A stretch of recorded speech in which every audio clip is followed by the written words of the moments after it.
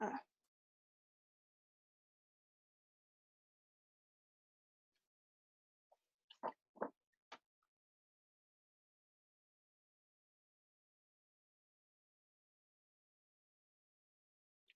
Hello.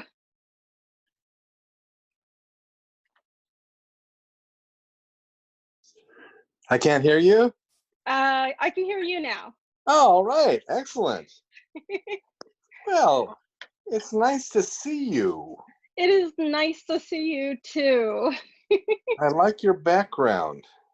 Thank you. I actually got the scarf behind me from a friend of mine, and I thought it just kind of classed things up. You know, it was like, yay.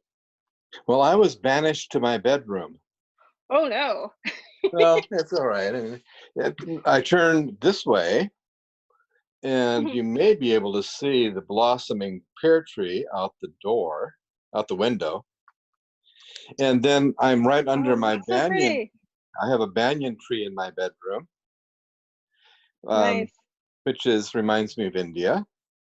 And then Ah, this way, I have, I guess you'd say it's my shrine, oh, that's which puts a beautiful. Native American woman or man. Honestly, I'm not sure and that's one reason I like it. It's very non-binary. Yeah, I love And it. then I have a book that was given to me by a person who knew Gandhi, Oh wow. and a little facsimile of a spinning wheel. Gandhi's prayer. There we go. That is Prayer ground beautiful. at Gandhi Ashram, which I was at just a few weeks ago. And then a picture of an olive tree at the Garden of Gethsemane Oh that I wow. took when I was in Jerusalem 10 years ago. Oh So very nice. that's kind of that's how I wake up. I see this, and I see life outside, and I see my banyan tree, and there you go. Nice. Yeah. Nice. That is really beautiful. You have such a beautiful setup there. My goal Uh, this year is to get greenery into the apartment. Wish me luck. I have a bad habit of accidentally killing such greenery, so it's a it's a noble goal that will hopefully not end in a very dead plant, but we will well, I could see. help you with that. Yeah, I'm an retired tropical plant technician. Oh, It's nice. another way of describing a janitor who takes care of plants uh, in fancy office buildings that can afford them. Mhm. And so I'm pretty good with plants, and mostly I'm good with plants that require watering once a week, and Nice. then they live on their own. Yeah, those are good plants. Those are good Yeah, plants. those are good plants. Yeah. So tell me, what are the parameters of what you would like today?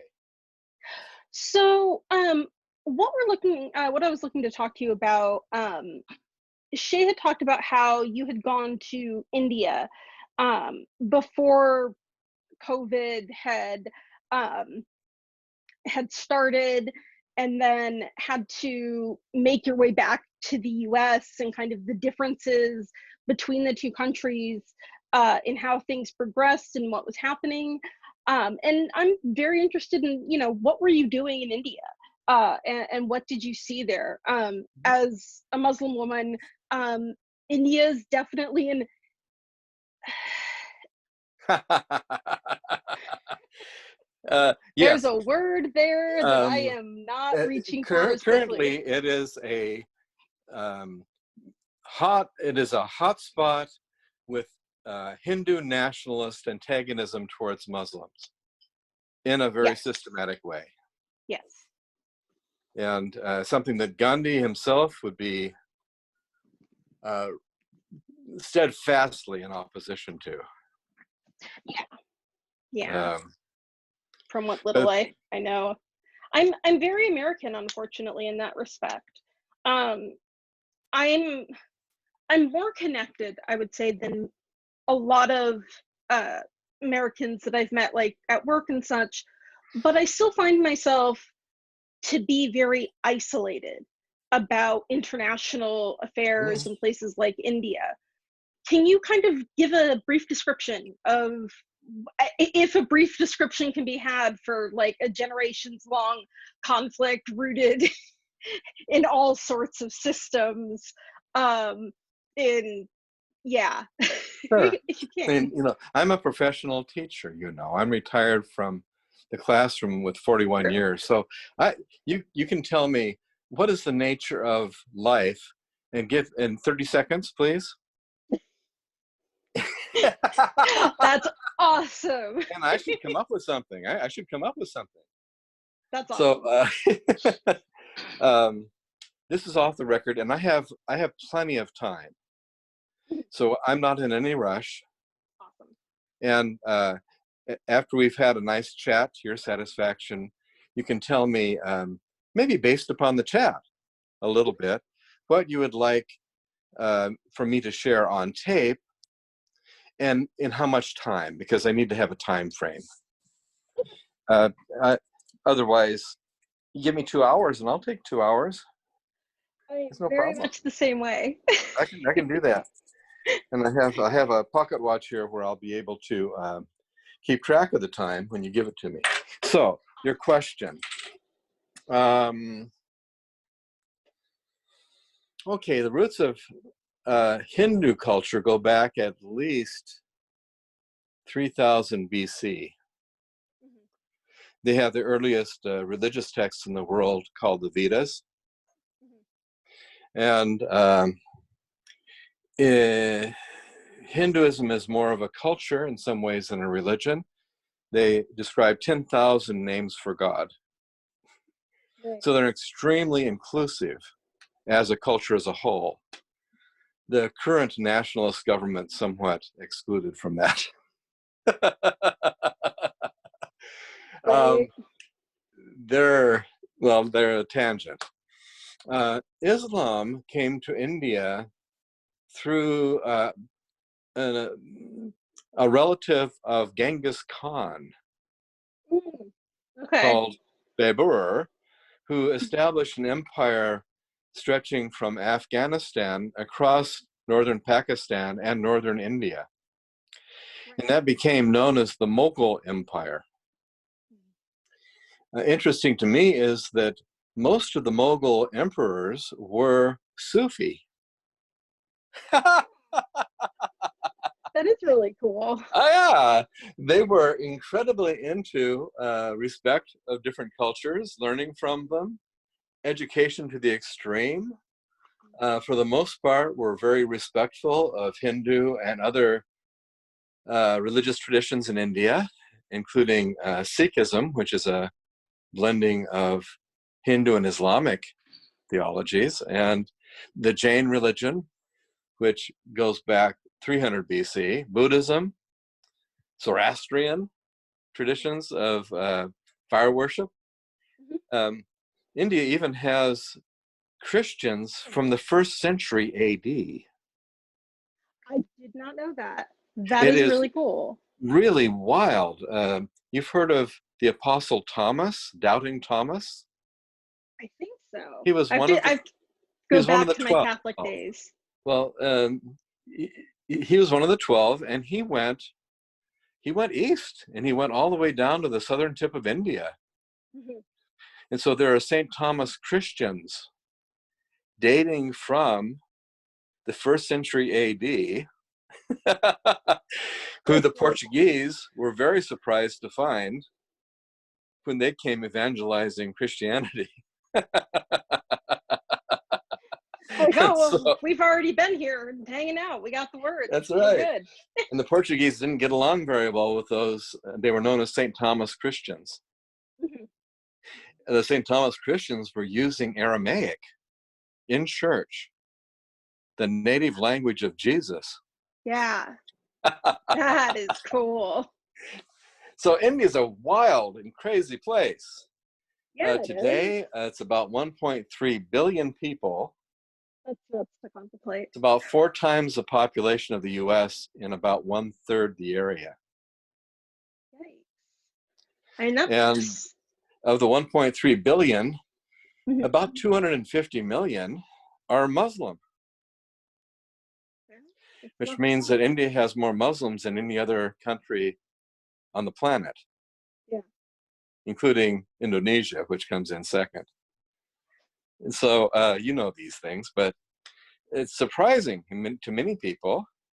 Mhm. Um, so the history of Islam and its relationship with Hinduism has, for the most part, been very compatible, partly because of the Sufi um,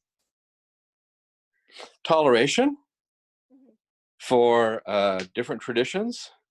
Mhm. There were a couple of exceptions to that. There was an Islamic leader by the name of Aurangzeb Okay. who murdered his father to become emperor. Like you do. And Aurangzeb was evangelical, conversion-centered Muslim. He did destroy Hindu temples. He was not respectful of different traditions. But he was an extreme exception to the rule. Mhm. And the British, when they came after the decline of the Mughal Empire, the Mhm. British were very good at dividing and ruling. Mhm. And India is an extremely multicultural society, so it's pretty easy. The divisions are already there. Right. And it had never really been ruled as a subcontinent Mhm. since, well, since ever, really. The Emperor Ashoka, about 100 BC, united most of the area, which is now India, and converted to Buddhism after he had conquered everything and um, renounced war. Kind of fascinating. Renounce. And so there had never been a unified India since the time of Ashoka. Right. Right. And it was 18 major language groups, two Mhm. major alphabets. It's more complicated in many ways than Europe. Yeah. And Do you think so that's part of uh, the problem is the way that do you think part of the problem is the way that colonialism has come in, decided in in an area where if the people chose which spaces how the spaces were divided, they would have done it in ways that made sense for their cultures, for their groups. And I know in places, in countries in Africa, what has happened is the, colonialists have come in and said, all right, this area here is now a country, and everybody who lives in it right. weren't people are now people, and you all have to get along because we say so. Also, give us everything.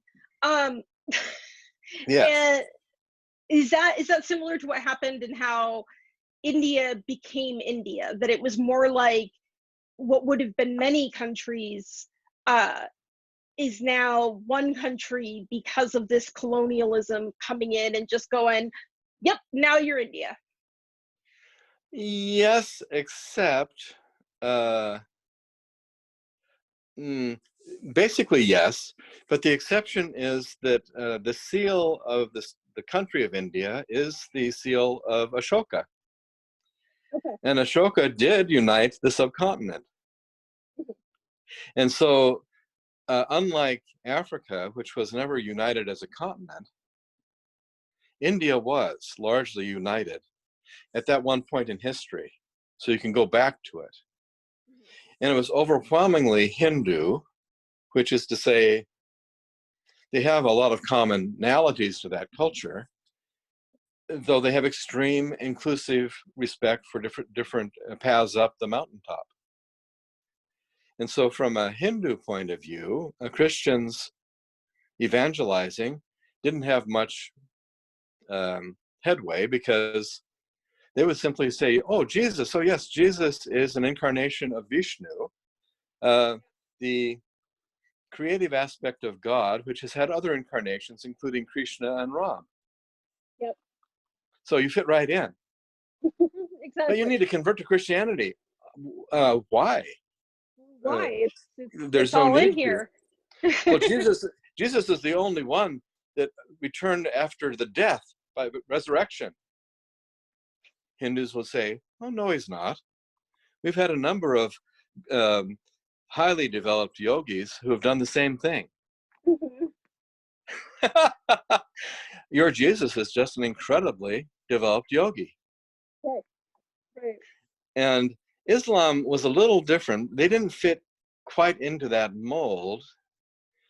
And most of the converts that they had were because of inequalities within India, within the Hindu culture, the caste system. Yeah. Islam being basically a religion respecting equality, appealed greatly to outcast and lower caste Hindus Mm-hmm. who were denied any economic mobility upwards within the Hindu rigid system.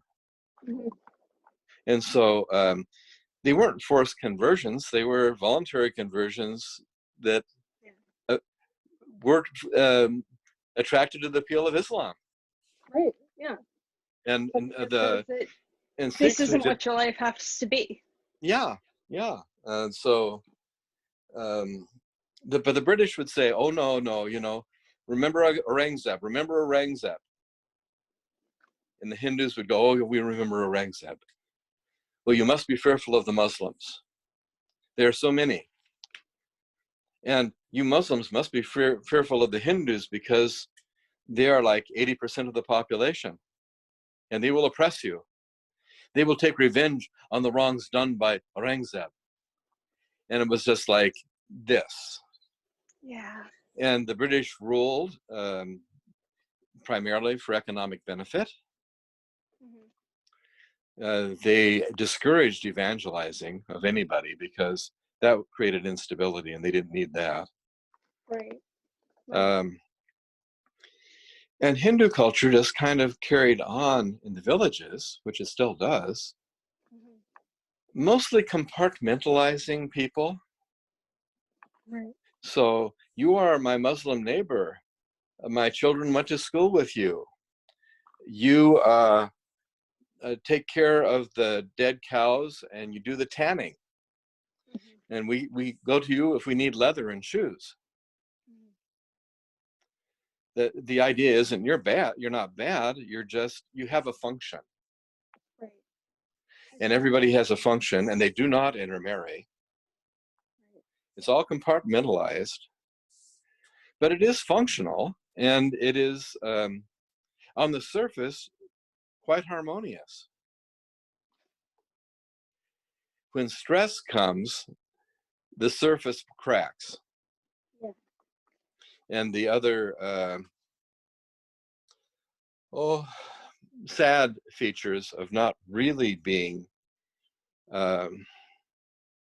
embracing on a spiritual level show. Yeah. And I'm not pointing fingers at any one group. It's just I've been to Muslim households and Christian and Hindu households of friends who are friends with each other, but they've never been to each other's homes. They invite me because I am an honored guest from the outside. And they may invite each other to their weddings, but into the home is a different thing. And usually going to a funeral is a different thing. And so there are limits to the integration. That's the word I would put. It's a very inclusive society, but it's not well integrated. Okay. It's all compartmentalized. And so what then happens, and it's not all the fault of the British. I mean, the Hindu culture compartmentalizes everything. Right, and right. So, and when with these things, there's rarely like somebody, there's rarely a Hitler or even a Stalin, but even then that you can solely blame everything on, because even there you can, it takes full systems. It takes so many people misstepping, and it takes a lot for that stuff to boil over, for these situations to be created. Well, one way, of course, for Hitler to unite his supporters was to have a common enemy. Mhm. And you know, he created his enemies, and it wasn't difficult because Lutheranism in Germany already was pretty anti-Jewish, and so just playing upon that, you just Yeah. boost it. In India, there was a TV series. Well, let's see, go back further. In the 1920s, when you had the rise of Hitler and Mussolini, Mhm. and you had the brown shirts and the black shirts, Yeah. in India, there was the rise of a group called the Raja Seva Sangh, RSS. I've heard of them. Yeah. And they were founded in 1923, Mhm. and they were the orange shirts. And supporters still wear orange. Hmm. And the Raja Seva Sangh wanted a Hindu Raj, Hindu state. Their goal was the kingdom of God, Ram Rajya, led by Ram, one of the incarnations of Vishnu, but in an epic called the Ramayana, defeated all evil. He was kind of a Herculean mythological figure Mhm. who renounced his own throne, Mhm. his kingship, and would fight for right, kind of Oh, a so knight. like Thor from the Marvel Cinematic Universe. Yes, yes. And he wasn't ego filled. He was righteous, Mhm. and he was literally half god, kind of like Hercules. Nice. Uh, uh, It's never the good to be gods, half god. yes, half god, semi god, but he didn't know that, and he simply lived a righteous life and has become a role model for many Hindus as a person who we should emulate. Well, the Raja Seva Sangh was just kind of an extremist group, never took a lot of foothold, hated Gandhi because Gandhi advocated for a secular state. Right. For him, the only logical thing to do in a multicultural, multi-religious society. and, uh, and Gandhi supported Nehru for the first prime minister because Nehru was an agnostic. You know, what better person to lead a government of people from so many different faiths and someone who doesn't know if God exists? Right. Exactly. That's awesome. And so, Um, yeah, I have a but question about moving that into kind of the modern day in terms of what you've seen happen in India before COVID, the rising tensions. I kind of have, and this may seem like a really, really weird, and it might be completely off base question, but one of the things that I started to learn in the last 4 or 5 years about India is that Gandhi was an amazing person, but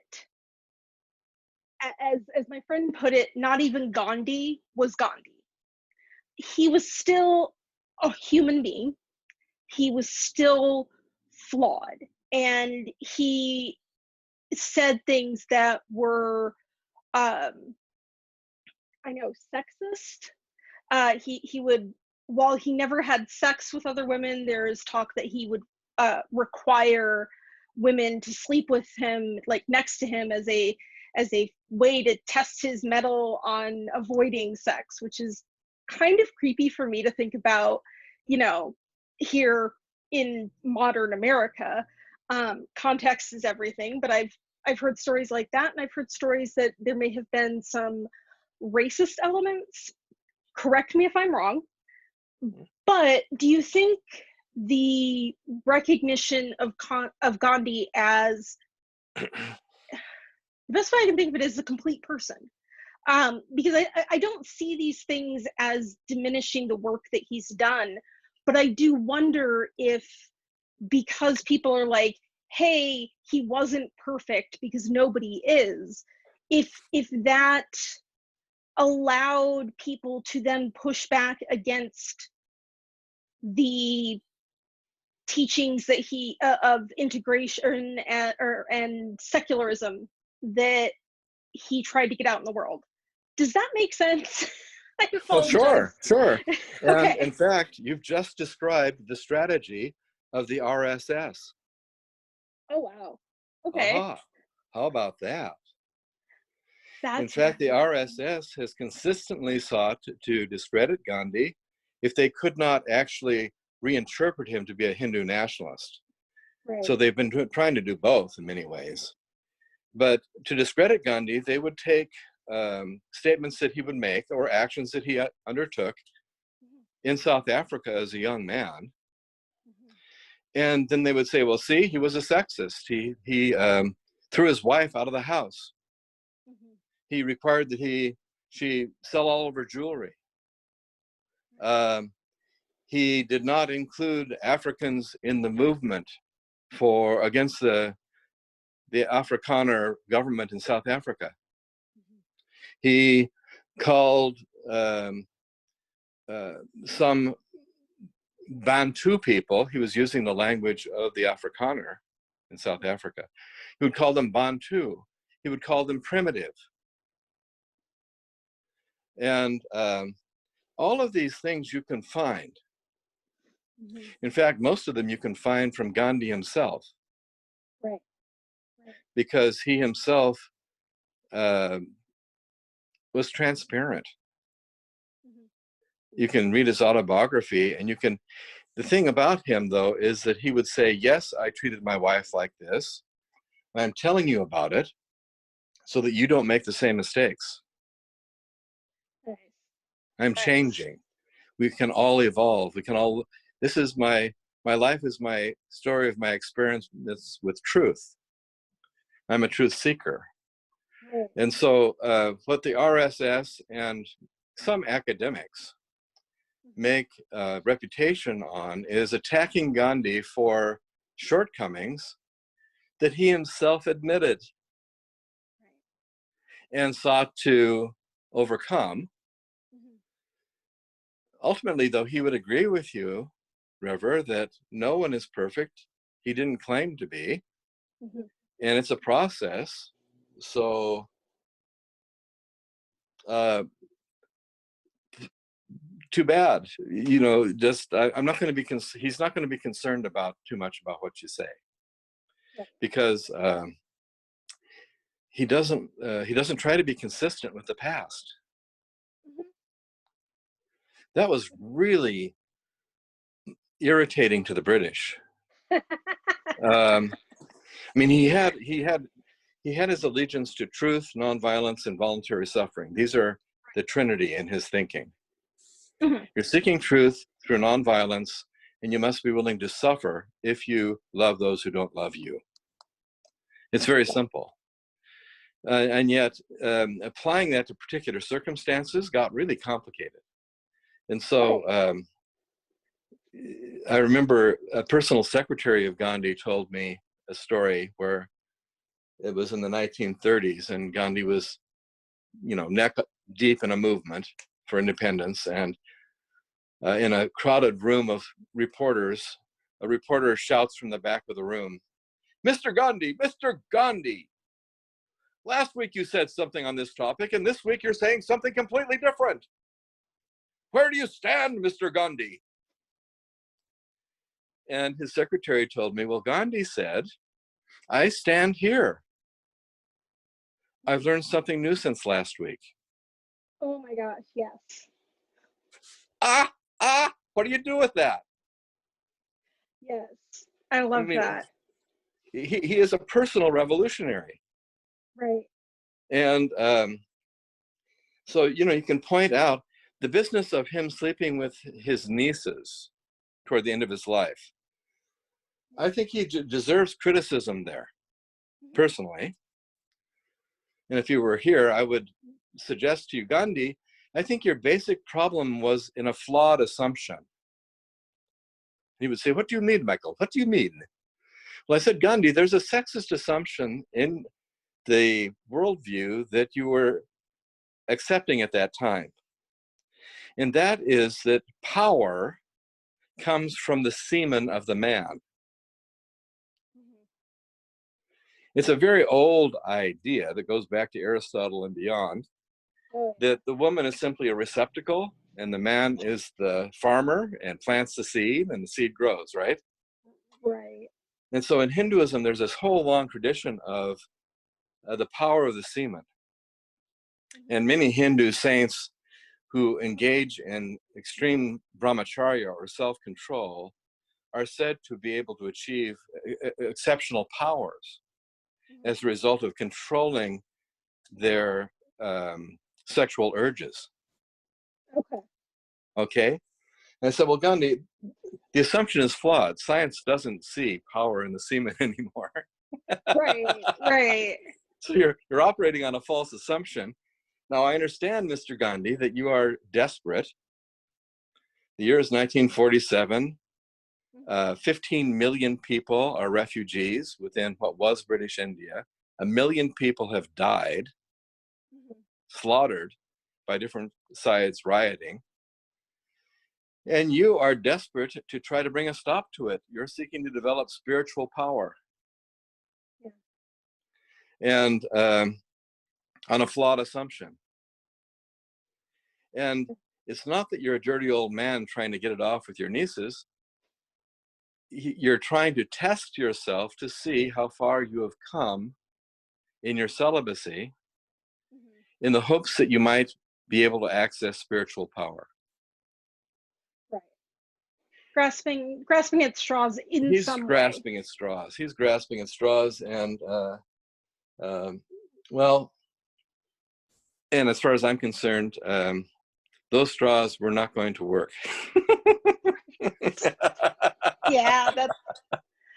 I do think that there is a really powerful lesson to take away from that for right now.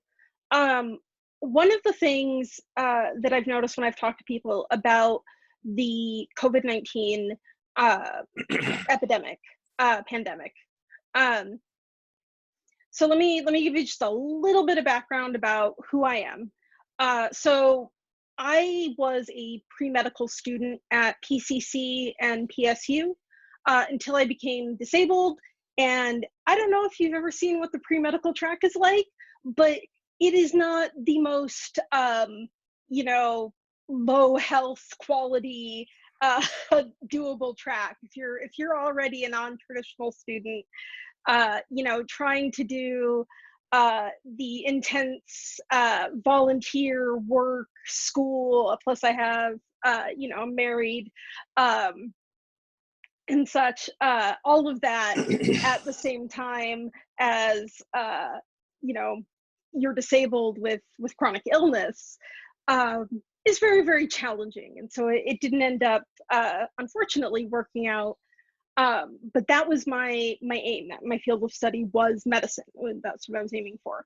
And while I was doing that, I became involved in the CERT and NET programs, which are disaster preparedness.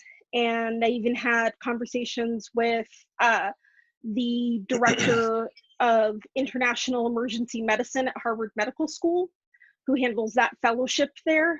Because this is what I wanted to do, was go into disaster situations and deal with disaster medicine, pandemics, and so forth. And, statistics and health education have been my background. I did sex ed back in Arizona as part of the Bisexual Network of Arizona. And so health is kind of my thing. It's my geekdom. It's just only slightly lower than like the X than Marvel. It goes Marvel and everything medical and disaster. That's my fandoms. And so one of the things that I've noticed when it's come to COVID-19, one of the things that people have really struggled with is the changing information. Mhm. Okay, so let's take um, one of them that really came up recently is ventilators. So we have, you've heard of the ventilator shortages, people are running out, all of this. And this doctor was like, hey guys, um, I don't think we're using the ventilators the right way for this illness. I think the way that we're using the ventilators is, we're coming in there too soon and it's actually making it worse. And we should switch to doing it later in a different way. Now, it's actually a very technical discussion. And I say that as somebody who's usually good at getting into the weeds, but I wandered into the actual medical articles on this and I went, wow, I'm going to have to learn whole new systems that I have not spent time on to really be able to parse the understanding of this debate around the ventilators. And yet, the way that I found out about this was from somebody who was completely outside the medical field, who had learned about it on a site that was all about natural healing, wellness, alternative medicine. And the site took the video that the guy had posted on YouTube and basically boiled it down to uh, ventilators, since I said ventilators are making things worse equals ventilators bad, that's it. Like it was so reductive Yeah, of what was yeah. happening there. And so I was talking to this person and she's like, well, before they were saying they need this and now they're saying that maybe they don't need these ventilators and what's going on with this? And I'm like, this is how information works with a novel virus.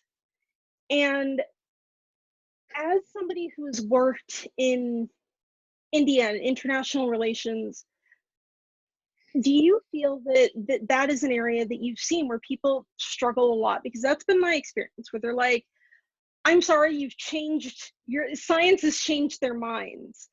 And people are like, well, why would they do that? What's that about? And it kind of feeds this anxiety. Um, Yeah.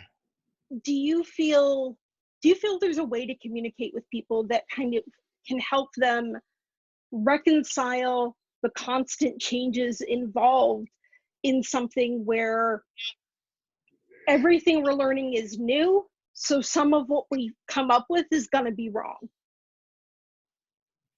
uh, yeah. Well, again, I think in India, you're talking about India. I think they're among the wealthy, which might be as many as 100 million, like 1 in 12 people in India. Um, they're highly educated. They will get into the ventilator debates. They'll have that information. Um, they'll discuss that. But mostly they don't rule. They're not the policymakers. The policymakers, like in the US, are politicians who are often blinded to scientific discussion, let alone information, because of their own illogical predispositions. I mean, if you believe, as a Hindu nationalist might, that Ram, uh, in the mythology, had a quiver of inexhaustible arrows and was able to kill 10,000 people in one battle. And you make the jump in saying, well, gosh, I think Ram must have had some kind of access to atomic energy. Uh, they don't know anything about atomic energy, except that it appears to be inexhaustible, which is debate. But and so the policy makers there and here are often blinded by their own biases, Yeah. and they don't look at the science Mhm. until late. Right. And I think the Indian government acted dramatically in the what I've experienced, Mhm. an amazing about face within less than a day. Mhm. Certainly 3 weeks from the time that Mr. Trump was welcomed as a great friend and posted in a cricket stadium holding 100,000 people. Mhm. Not exactly wise in a Right. COVID-19 world. To Yeah. 3 weeks later having first a nationwide curfew, Mhm. almost immediately followed by a 21-day lockdown. Yeah. Yeah. Um, Right. it was like night and day, turning off a switch. Uh, Personally, I think that the Modi government um, came to see the danger and didn't want to have too much mud on its face. They looked Right. at it politically. I don't think they were concerned that much about how many deaths there would be. They were more concerned about how bad it would look. Right. Right. God. Yeah. And Yeah.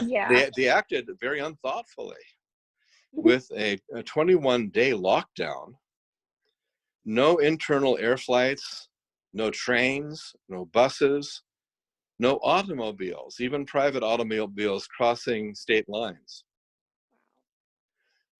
Curfew, dawn to dusk. Anybody on the street can be arrested. Some were beaten by police. Uh, some were beaten by citizens, especially if they looked like they were foreigners. Yeah. Japanese being beaten because the crowds thought they were Chinese. Um, White people being followed around with people pointing at them, Corona, Corona, Corona. I had that. That was experiencing. That was something I experienced Right. because you have to go out to get something to eat.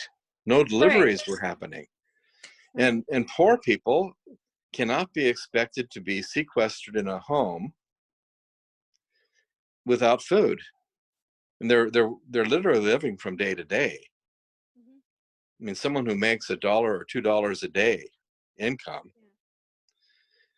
doesn't have a savings account. No. And, it's like Modi was economically class blind. He Yeah. had no idea how poor people would need to survive. Uh, it just got crazy. So, extreme ignorance, not just scientific ignorance, but political ignorance. Right. Um,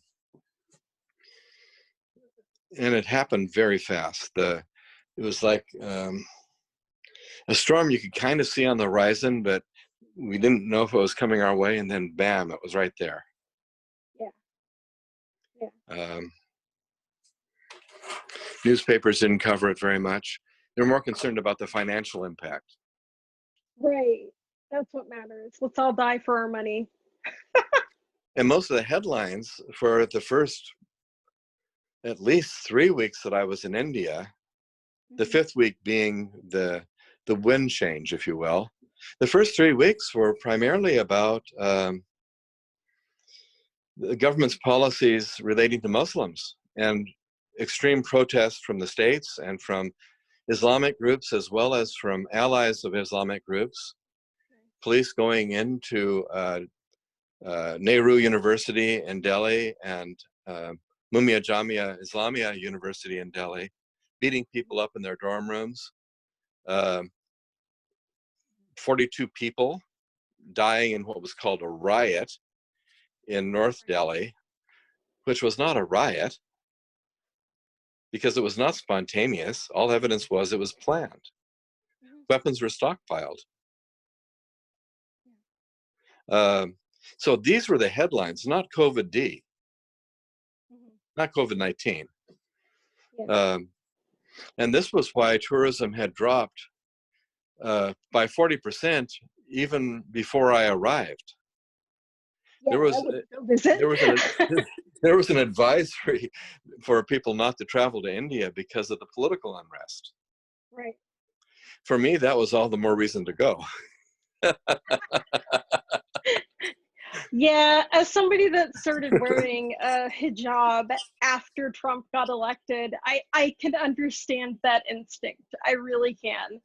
Um, it's there is something meaningful about stepping into a space where things are going wrong because you know you can help. You can find ways to help. Um, Well, I'm known in at least South India in the state of Kerala, where I had a Fulbright grant teaching 10 years ago. I'm known as a Gandhi expert, right. and so I'm in demand as a speaker. And I certainly play up Gandhi's allegiance to a secular state, Mhm, the depth of relationships he had with Muslim friends, mhm, and particularly, for example, Khan Abdul Ghaffar Khan, who was uh, one of many, but was extremely famous in northern Pakistan, eastern Afghanistan. Um, he was known as the Frontier Gandhi. They were like extremely close friends, and I had met Khan Abdul Ghaffar Khan nearly 50 years ago when I went to India the first time. He was still living, oh wow. and I What's interviewed that like? over 30 people who had known and lived with Gandhi. And so when I go back now, those people are gone. Yeah, Bacha Khan lived to age 99, but no one lives forever. right. And so people are interested. Well, what did you talk about with Bacha Khan? And I said, well, this is how Gandhi and he got along, Mhm, how they lived at the ashram, how they respected one another. This is the role model that Gandhi would have us um, emulate today.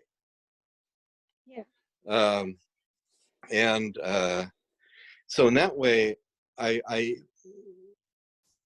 by being one who is about 80% in agreement with Gandhi on most things, I tend to be one who will defend, as he did, Islam and practices of Islam from Hindu nationalist or other attack.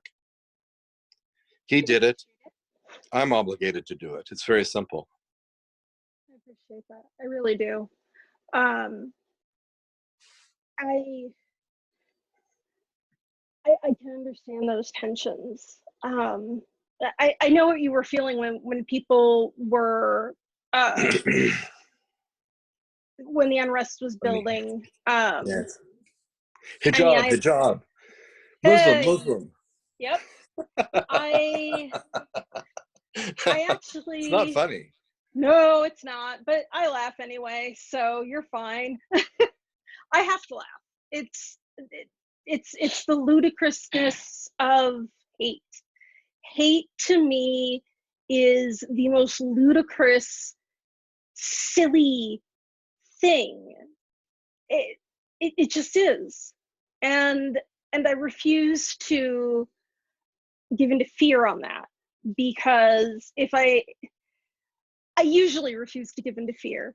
I've taken my hijab off a couple of times since I started wearing it after Trump got elected. So that was like, oh, okay, so this is apparently what I'm doing. Um, I took it off after I was on the streetcar coming home one night, and I was looking up at the map, and I don't know if you know the streetcar. There's kind of these like double seats at the center where one's by the window and one's kind of on the outside. And I was holding the bar next to it, looking at the map, trying to figure out what stop was mine because it was the middle. It wasn't the middle of the night, but it was completely dark outside, and I hadn't taken this route in ages and couldn't remember the name of the stop. Mhm. you know, like you do when you're traveling. Sure. And the woman starts in on me. Do you speak English? Do you speak English? And the fact of the matter is, it's really the only thing I speak. I have other languages that I can kind of muddle through by, not well. If I had to risk my life on knowing them, I might survive. Yeah. Um, but I don't speak Arabic, but I was like, I'm not gonna answer this, you know. Um, as somebody who grew up, I'm very aware as somebody who's white growing up. I have a very white history of Anglo-Saxon, middle class, New England, like all of that. Very, very New England background, Catholic. Um, it was very noticeable to me that when I put this on, when I made this choice to wear this, that people definitely treated me different. And she got upset because I was there. And she lost her temper. I was like, just I finally was like, yes, leave me alone. I'm like, just leave me alone. Because I don't want to, I don't want to deal with this. She's shouting at me. She's angry, and yeah, she took her crutch and hit me with it. Because I patted the chair next to her, like, it's fine, just like stop. Like, as I was just trying to get the information off of the thing. Like, I didn't do anything to her. I wasn't shouting, I wasn't angry. It was just like, leave me alone. I'm Mhm. just trying to read this map. And she hit me with her crutch. Who does that? That's so weird. um like, and I was stunned more than anything. And I really, like, the next stop, I was like, I just need to get to the max. And somebody's like, that's this next stop. And I was like, okay. And I got my bag, and I got off, and this woman came with, asked me if I wanted her to come with me. And I was like, yeah, because I just was kind of in a state of, sure, okay. I don't know what's going on. Um, and the next day I was like, I can't deal with this. I can't deal with people attacking me on the streetcar. So I took it off. I lasted 2 days before I felt completely ridiculous. I I didn't like the way I felt with it off. Mhm. And so I put it back on knowing that, more keenly aware of what kind of target it made me. And then the max stabbings happened. Right. I took it off again, made it about 2 days, and was like, Yeah, but I can't do this. I can't No. live like this."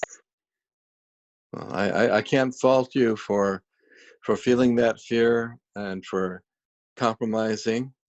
I am pleased that you didn't allow yourself to allow that fear to continue for too long, because that really is dehumanizing.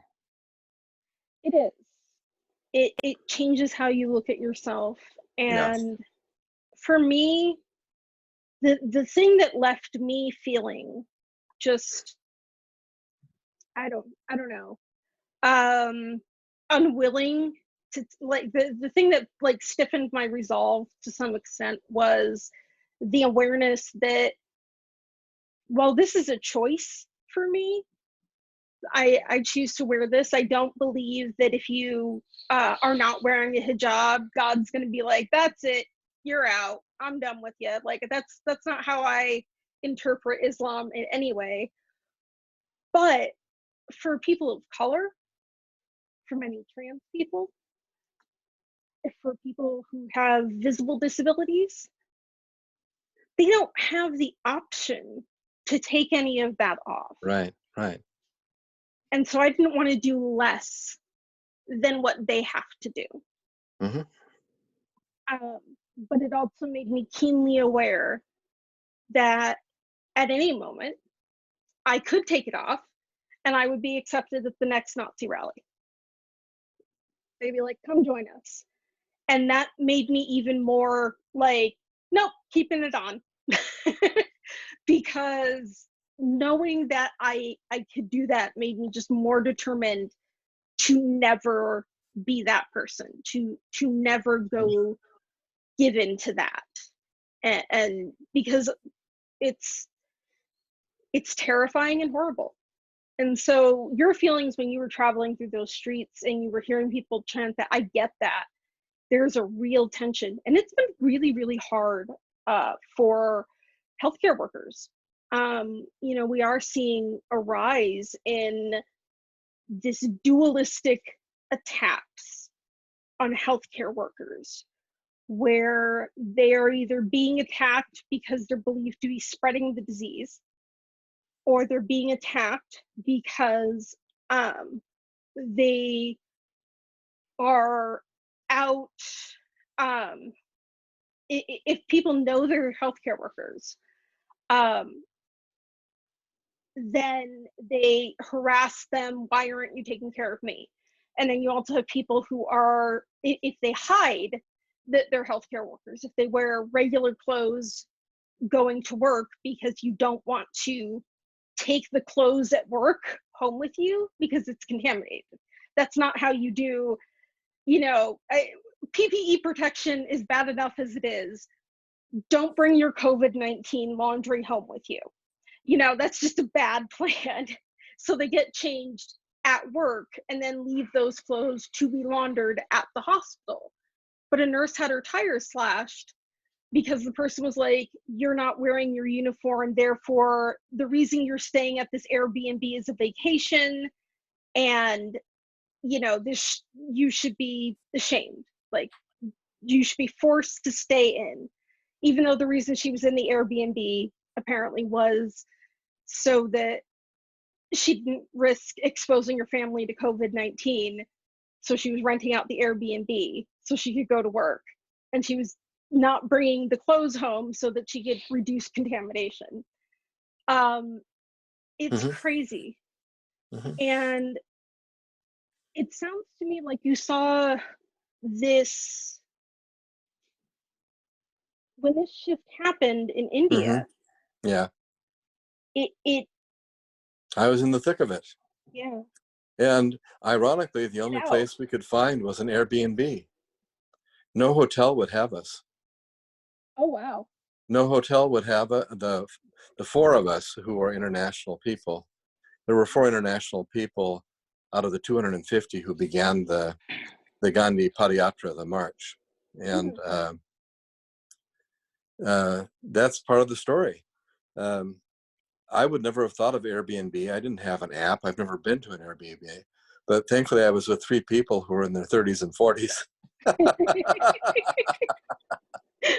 And one of them, who I had tried to get a hotel room with, several hotels. Um, I used my best diplomacy, played on my best kind of cultural understanding, as the guest. Are you telling us we have no place to stay? Right. But yes, well, we're so sorry, but we can't have you here. Can't have you. He was the one who came up with the Airbnb idea. And without him being part of our team of four, we would have been on the streets,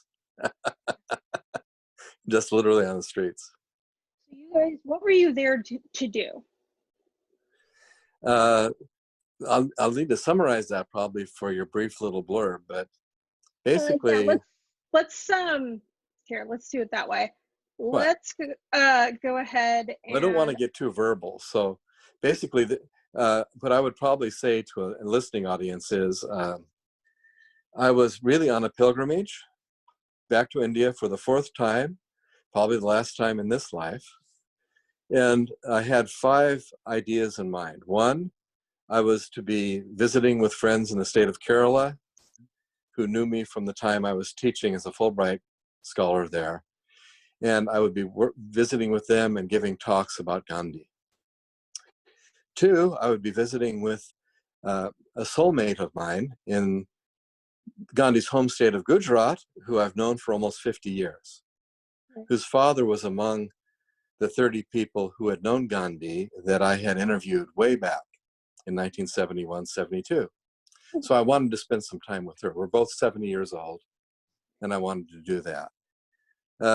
3, I wanted to, as an excuse for the timing, go on a reenactment of Gandhi's Salt March, the famous 1930 march that was 241 miles in 21 days and began the largest civil disobedience campaign in the history of the planet. Right. So I wanted to be part of that. 4, I wanted to go back to Afghanistan. As part of my bucket list, I wanted to visit with peace activists in Kabul who were inspired by Khan Abdul Ghaffar Khan, Gandhi's close friend, who I had interviewed some 50 years before. And I wanted to do that. And then 5th and last, I had a book that I just recently published, and I was hoping to find a Indian publisher who could print it up for far less cost so that more people would have access to it. Nice. And so that was it. Okay. And I was going to do that in 10 weeks, and I had it all planned out. The best laid plans, right? And the first 5 weeks went like clockwork until the sea change. Right. Yep. And that happened pretty rapidly. So what did it look like for you when that happened? It looked like a sunny day turning to a typhoon level storm in 3 hours. Okay. That's what it looked like. I grew up in Arizona, where we get the monsoons that can sometimes develop almost out of nowhere. You're like, okay, yeah, oh, okay, we're all gonna die. There's there's just a wall of sand coming at us, Yeah. mountainous clouds, and so I guess we're not playing baseball today, you know? So that's really the context. And Mm-hmm. does that help you get a picture? Yeah.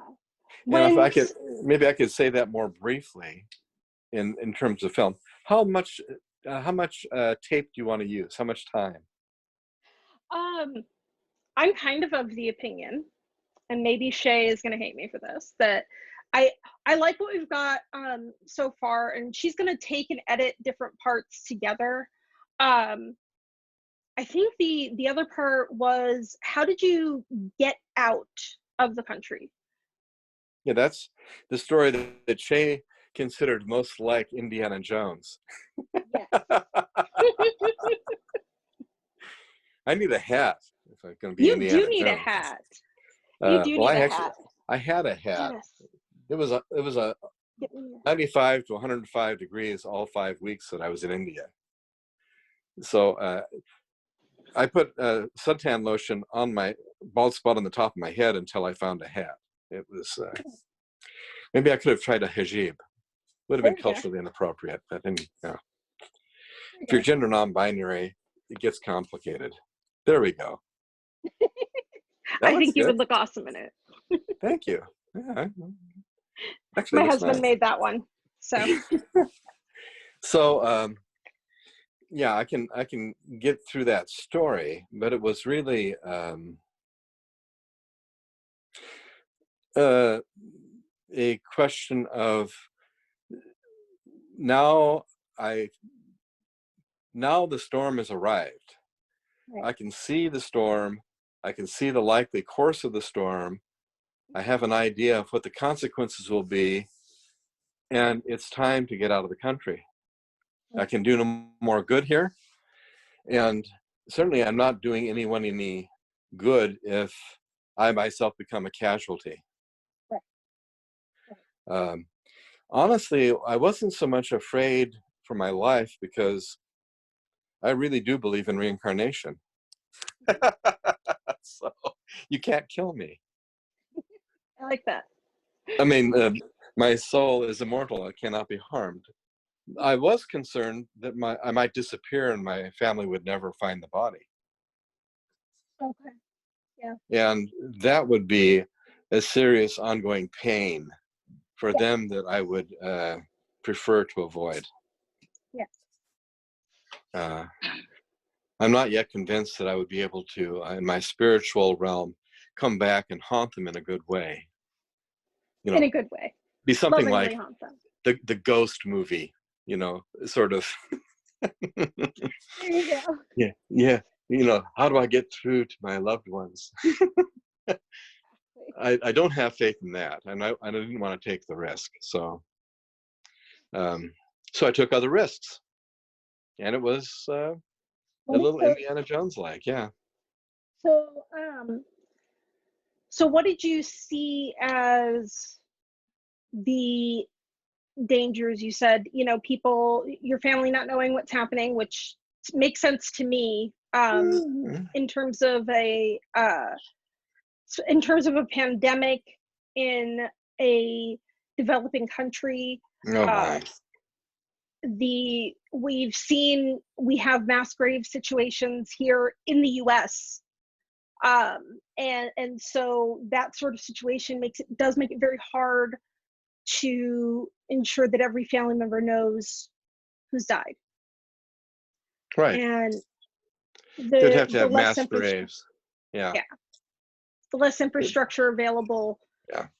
to handle, less death infrastructure available, makes it harder to handle relatives, contacting family and friends of those who have died. And when somebody's out of the country, that raises that challenge even more. I worried about it with my brother in China, actually, because who would know to contact me, you know?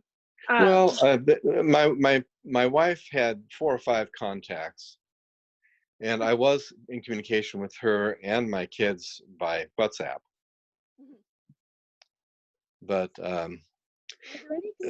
so, but it's, still could happen. I mean, I almost I was concerned that I would lose one of my daughters just about a month ago when she was in Mexico. She was stopped by police. She and her husband were stopped, and the police told her that her husband was under arrest. What for? They had no answer. 10 police then showed up totally. And she said, well, arrest me instead, because she was concerned about him losing his immigration status. Right. They're both Mexican in birth. And they took both of them away, and I was on WhatsApp with her. Literally. Terrifying. She said, they're trying to arrest Reynaldo. And I said, is this bribery? And she writes back, yes. And that's the last I hear from her for an hour and a half. Oh my. And so, just being in touch with WhatsApp is good, except that if you go silent, it's terrifying. That's pretty concerning. Yeah. And thankfully, it was $1,000 bribe that got them both off. That's what the police wanted, was money. Right. Right. But in my case, in India, they don't want my money. They want me out of the country. They want me out of their neighborhood. They want me gone. And if I have nowhere to go, then they might send me somewhere. You're gone. Yes. Yep. Oh my gosh. Yeah. What kind of cultural or societal impacts were you concerned about in India? Now, I'm now coming to think that you are recording this entire thing and you're going to try to splice it together. That's going to be an awful lot of work. That's going to be an awful lot of work. I'm sorry. I'm happy to put you to that work if you want. I'm leaving it to Shay, so hopefully Shay doesn't hate me for this. Well, sooner or later, I might just take 15 minutes and give you a coherent chronological rendition of the escape from India. Why don't we do that? I can do that, and or we can carry on as we are, as you like. I would say let's do the 15-minute one, and then Actually, here's what I'll do. I have an idea.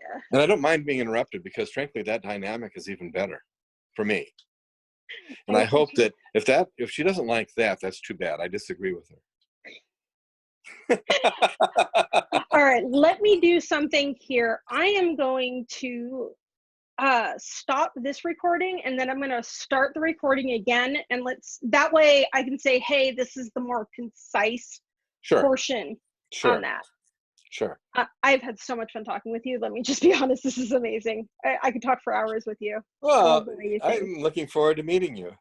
Nice. Me too. All right, let's see.